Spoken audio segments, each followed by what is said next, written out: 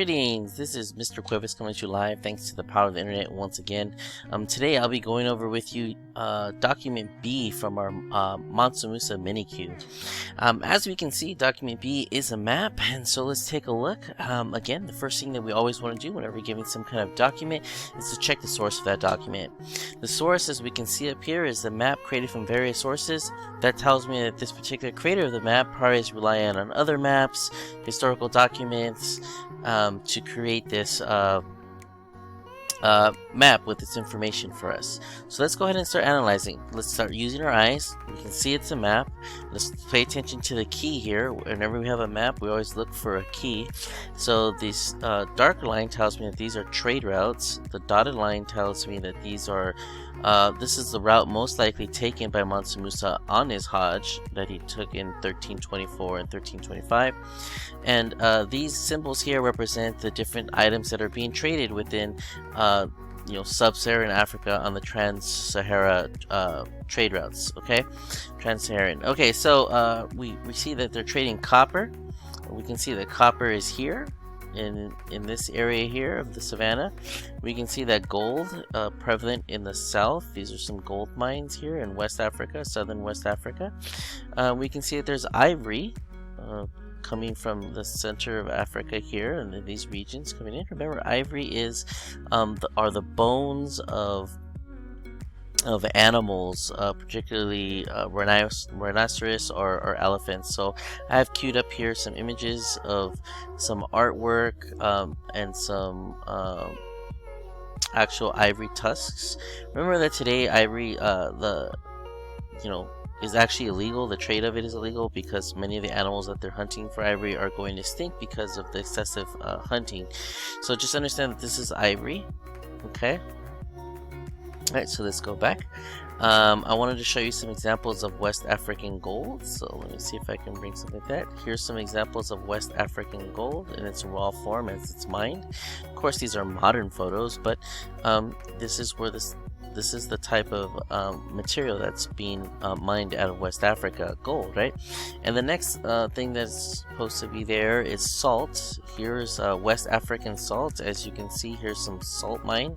In West Africa, salt is actually dug out of the western portion of the Sahara Desert, and it's actually packed in the form of blocks onto the sides of camels, and it can then be transported long distances, hundreds to thousands of miles away, where it's being traded within this trade system in West Africa.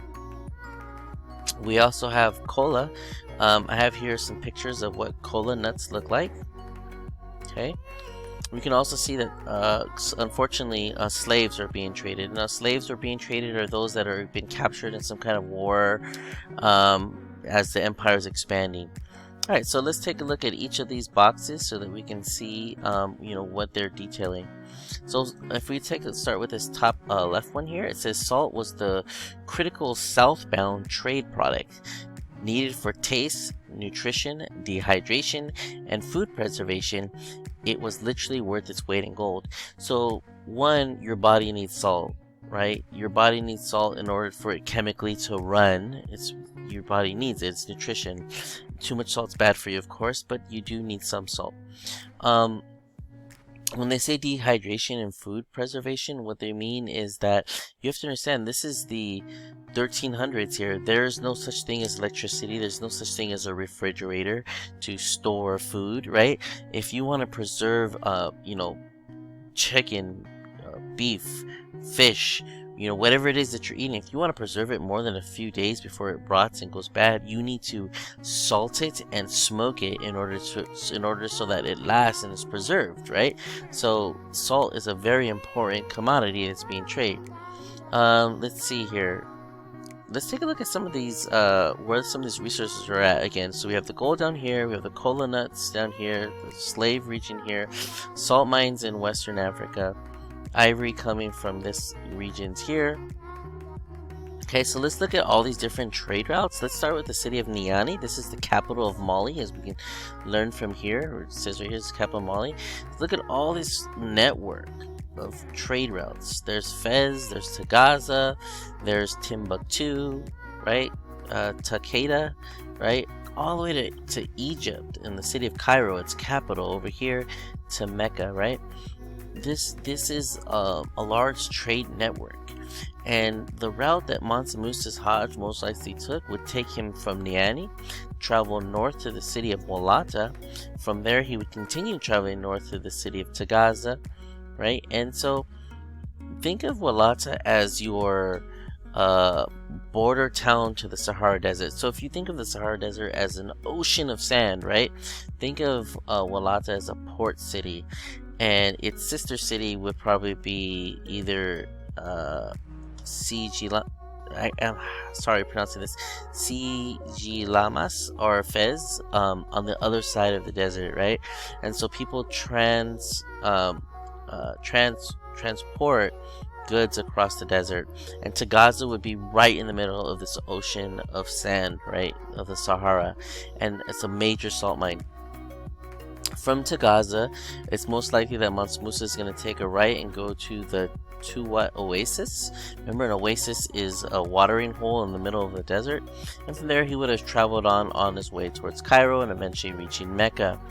Walata again was the southern endpoint of the Western Saharan trade route.